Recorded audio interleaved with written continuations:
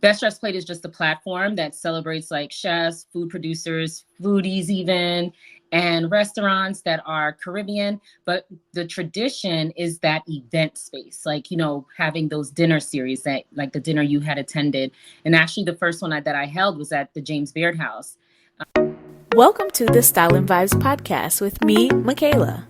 I'll be giving you the inside scoop on music, fashion, culture, and more from Caribbean celebrities and tastemakers across the globe, pushing our culture with authenticity and, of course, style and vibes.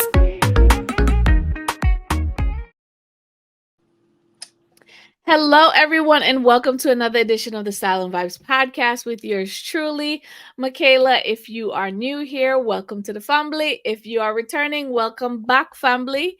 Today, well, first and foremost, I gotta rewind because I got invited to this amazing event, which brings us to my special guest today, Nneka Nurse. So, Nneka is the founder of Best Dressed Plate.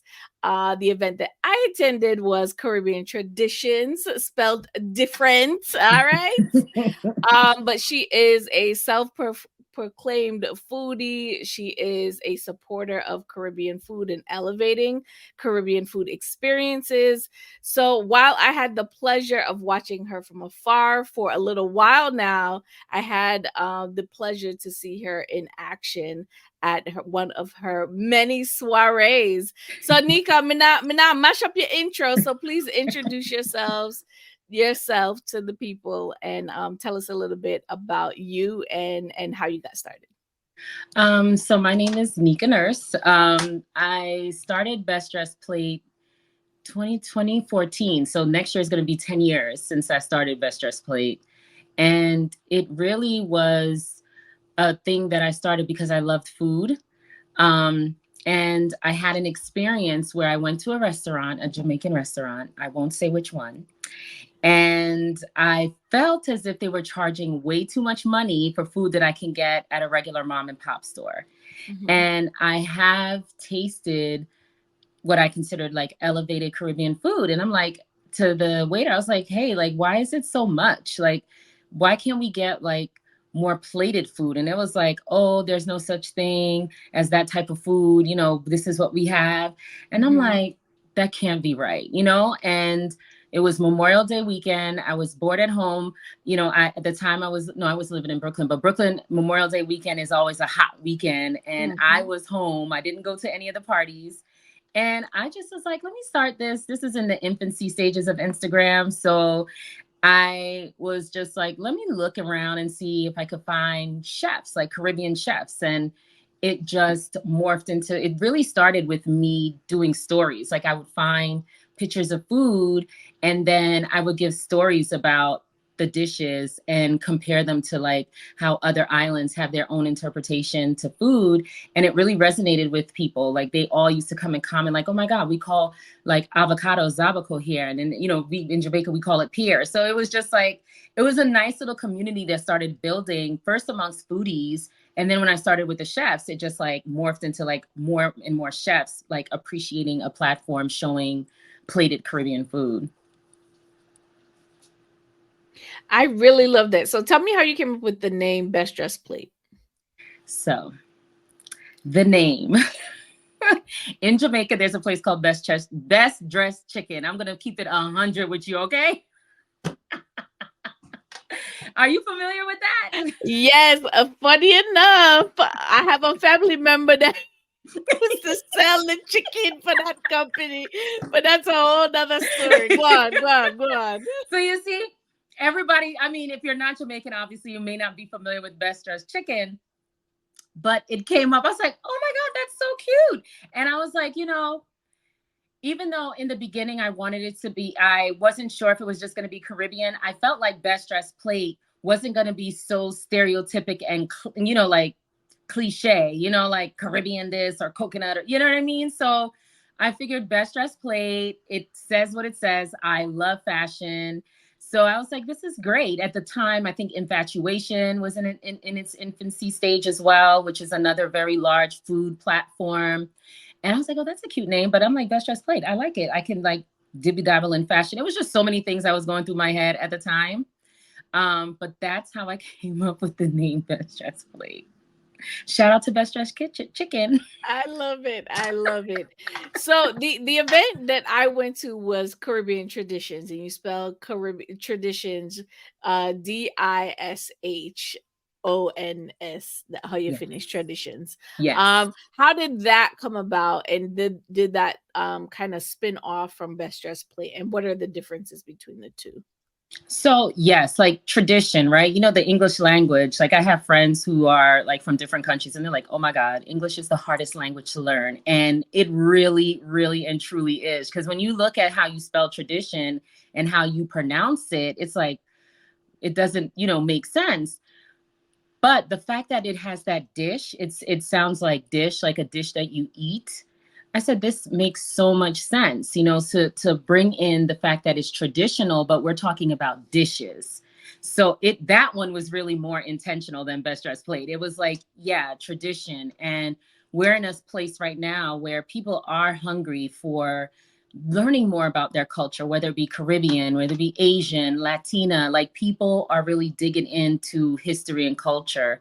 And I felt like from a food perspective, you have to kind of know the history of the food in order to really get connected, knowing when you're eating it, for the chefs even to be connected to the food as far as the history of the food. So that's where Caribbean tradition came in. And it was really built on the premise of having dinners like I had started. It was a dinner component of Best Dressed Plate, where I can take Best Dressed Plate is just a platform that celebrates like chefs, food producers, foodies even, and restaurants that are Caribbean. But the tradition is that event space, like, having those dinner series that like the dinner you had attended.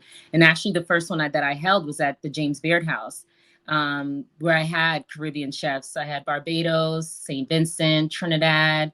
Um, it was an amazing dinner. And it was from that dinner that I was like, you know what? I think I want to expand upon it, because having those conversations about traditional foods, it's like that nostalgic moment. And you go back to thinking about, when mommy used to make corned beef and rice, and on Saturdays was the soup day. It's like in every different island, they had their staples. And being in the US, everything is a melting pot. So now we're able to kind of have that discussion like, oh, you did that? Yeah, we did that too. So I think that is really exciting because, like you said, a lot of people are into exploring their cultures, and I think the gateway for so many cultures is food, mhm. and you do that in such a curated way.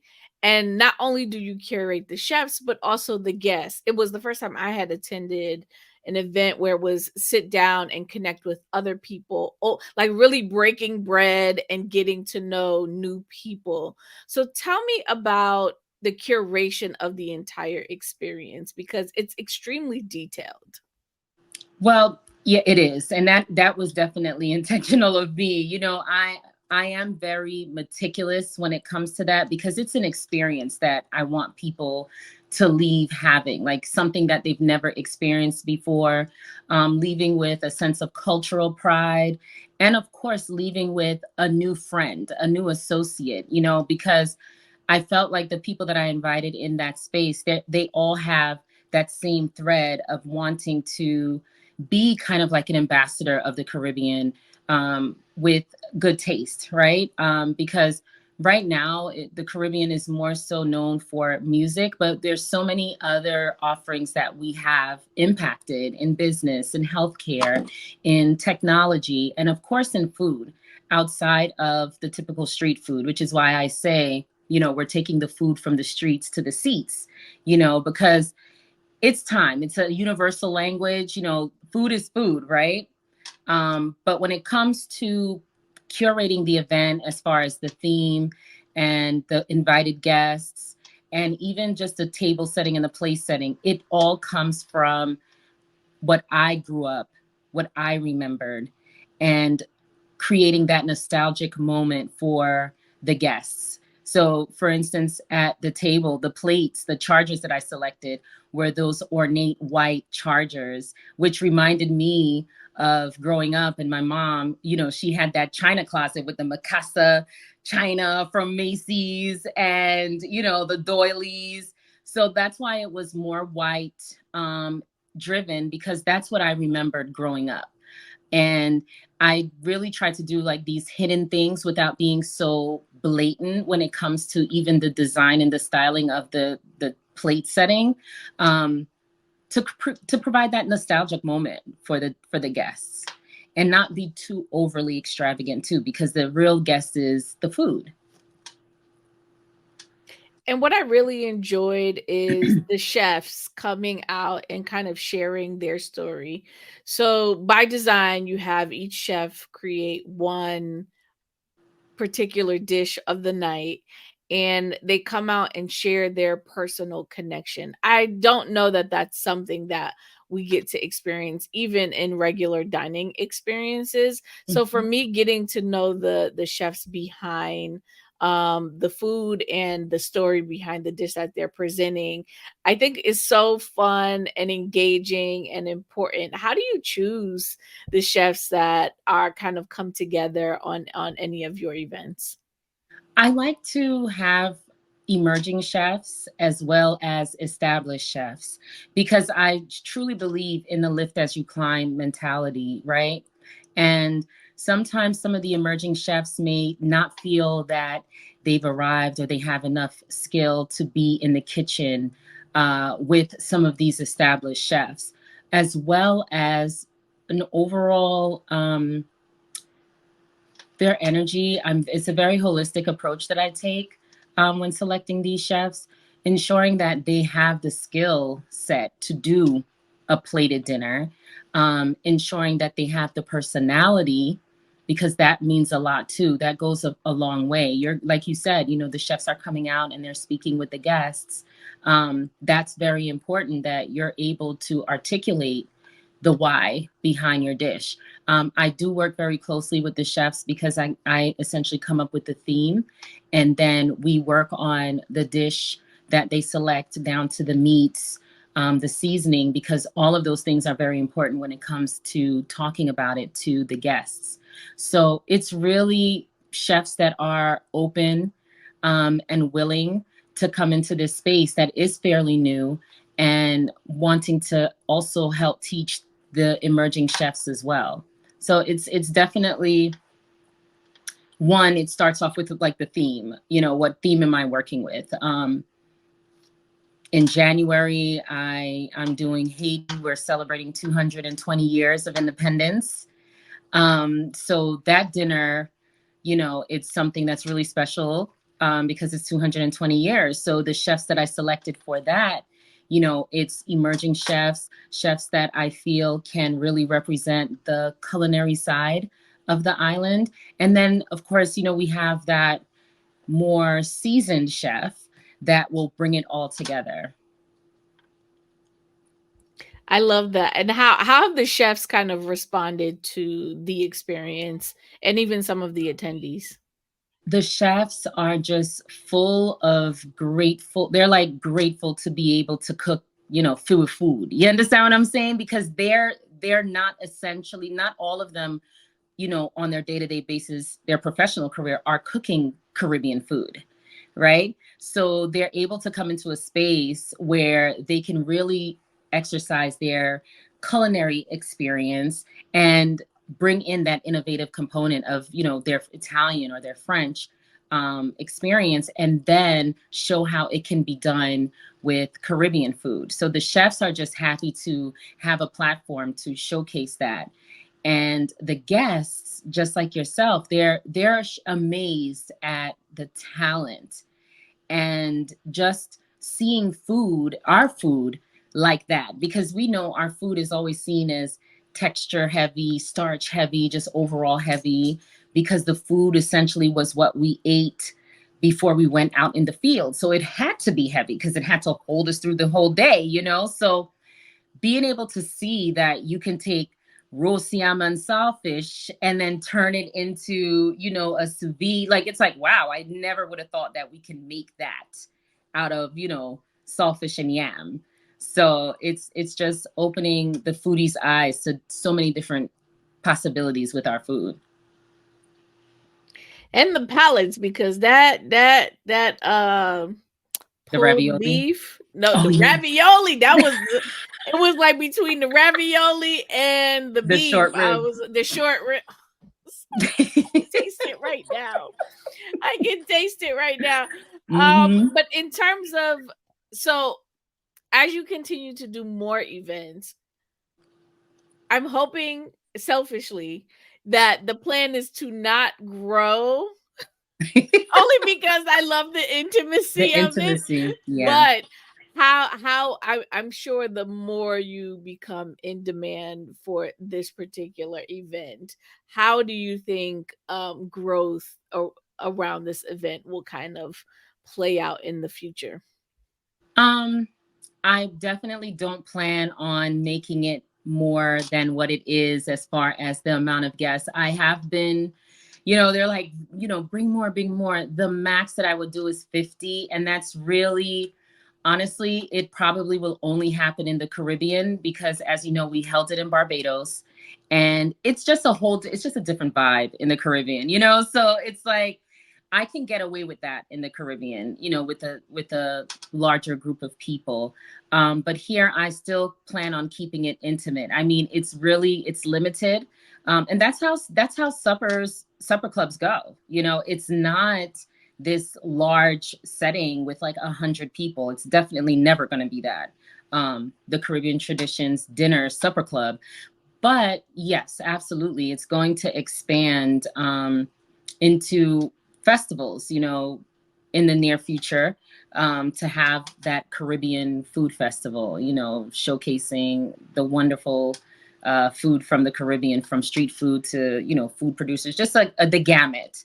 But there'll be others for people to Awesome. enjoy. Yes, I Yeah. love it. Keep it small. Keep it small.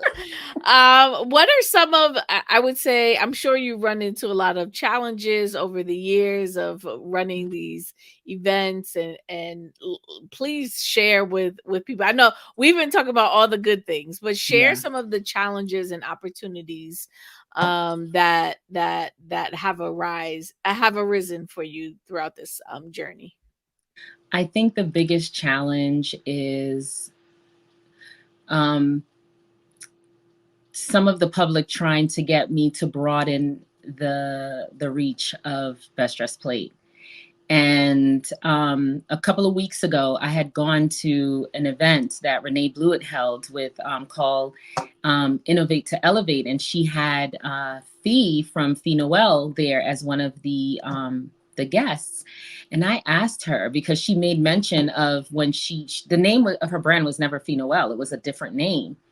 And she mentioned that, they were going through a rebranding, and she said she wants to name it after herself and she wants the focus to be on Caribbean. And I was just like, that's a huge, I mean, that's big, because we're considered like a sub category, we're not out there like that. Right. And for her to come out and be like, no, I'm going to stand on this. I asked her, how did you stand on that? And she told me, she said, listen, your tribe, your people will find you. And that's, I mean, it ignited something in me because it a lot of people like the idea of these dinners, and I like it too. But the Caribbean, I will shout on the rooftop, it is our time. It is our time, whether it be food, whether it be music. It's our time to now no longer gatekeep and let the world know that we have influence, and we are top at top. Winna little but talawa. We are Pop, pop, talawa. pop. Me Yeah. like the Hello. talkings. Me like the Hello. talkings. You know, I'm used to already. Okay. So I am keeping that. I think that has been the biggest challenge for me, honestly. Like, everybody is just like, you need to broaden it, open it up. And I'm like, I almost fell, and I'm like, no, I think I'm going to keep it. I'm going to keep it specific to our Caribbean community, and I'm just going to write it out. that's just what it is. I love That's that. what it is. Yeah. I love that. I love that. What is Mhm. your most, so we're going to get into some fun questions. What is your most surprising dish that you've had to date? Um, so in I think Nigeria, they have fufu, right? The pounded yam. So in like the French Caribbean, they have this thing called tom tom. I think in Haiti has it too, where it's breadfruit. Listen, if anyone follows Best Dress Plate, they know me and breadfruit is like bench and butty. I love a breadfruit. Okay, I love. Listen, one time this chef Chris McKenna, he did a breadfruit ice cream. Here I go, and I made a breadfruit cheesecake from he how he did it, and Andre Cooks, he did a cheesecake with Bulla.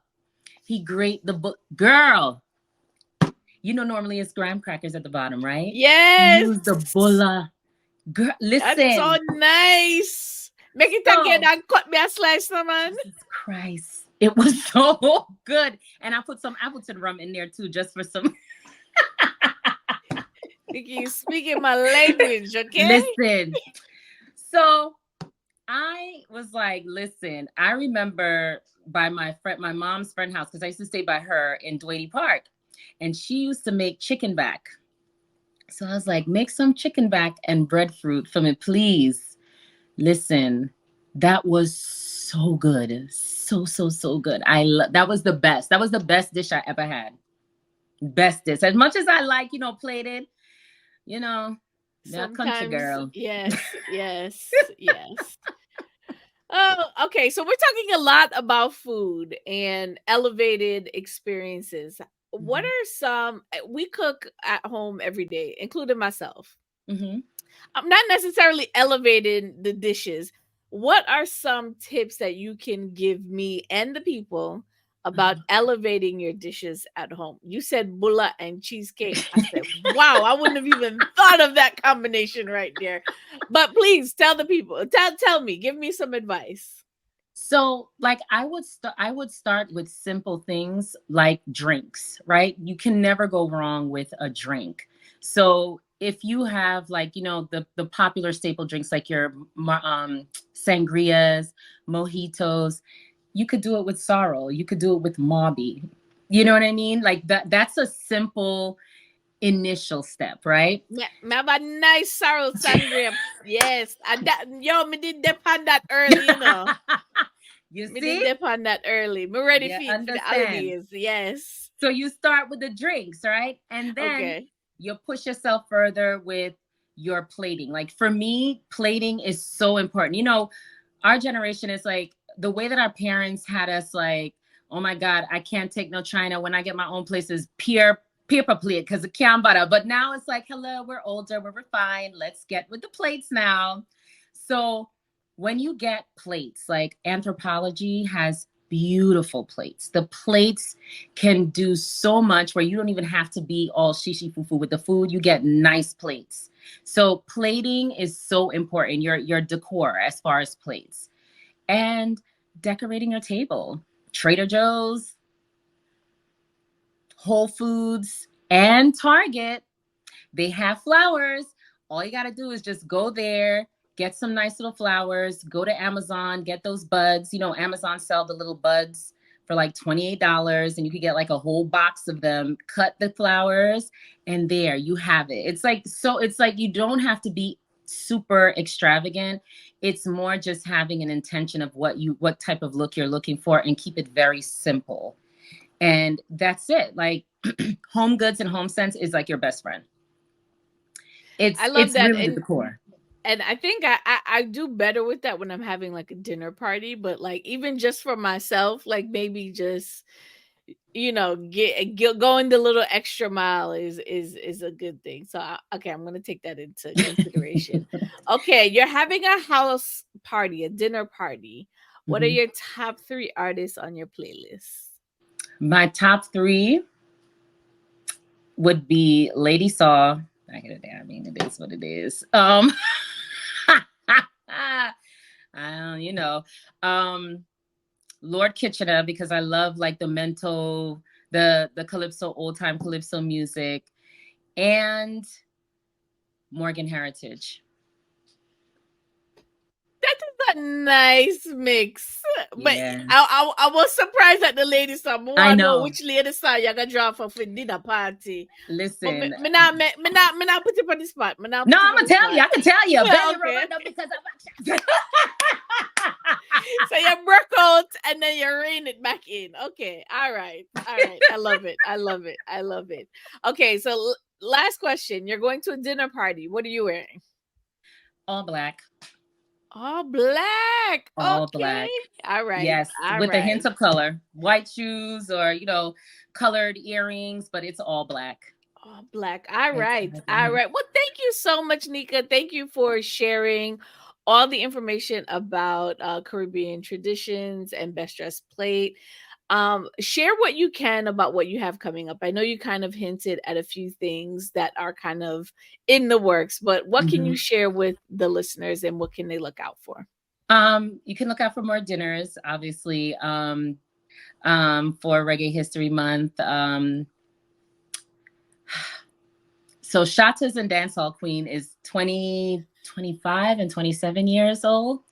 So it's kind of, that's the theme. That's I the thing. can't go too much Me into it, like, me but like it.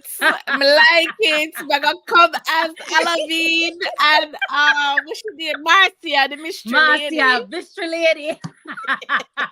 You know that's my favorite movie. So Listen, yes, listen. I can watch that on repeat all the Oh my time. God. Yeah, that movie, listen, that February is special for me because I came from the entertainment side, Mhm. dealing with dance hall and all of that stuff. So this is kind of me like going back to that space. It was Yeah, fun, you know what I mean? yeah. So that one is going to be nice. I'm excited for that one, honestly. I'm really, really, really excited for that one. Yes, I'm Um, excited as well. So for those who are in the area, I think you do these are invite only mhm. specific events. How do you ever open it up to the public or what is that process like for you? Um, I'm considering opening up to the public in February for the Reggae History Month. Um, it's still up in the air. By the summer, it definitely will be more open, and we'll be going to Jamaica. We'll go into Jamaica for like we did Barbados. We'll be going to Jamaica next year in the spring. And then coming back here, Caribbean Heritage Month, we have a lot of activations that's going to happen during that month, obviously. And August will be a year since we rebirthed it.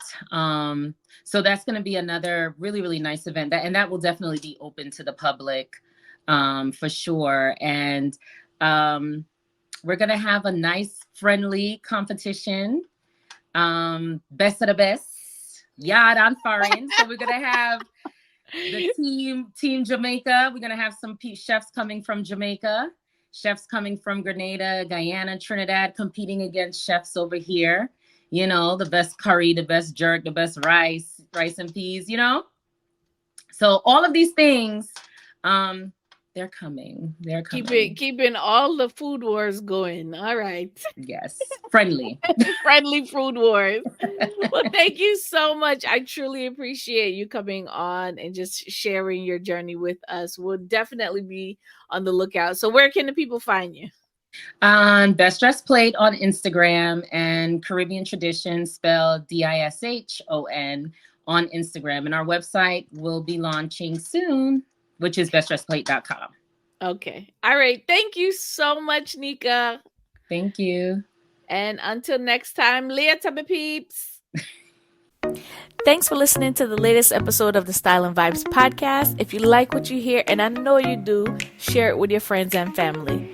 If you want more, make sure you visit styleandvibes.com and follow us on our social channels, Twitter and Instagram at Style and Vibes. Until next time, Leah Tummy Peeps!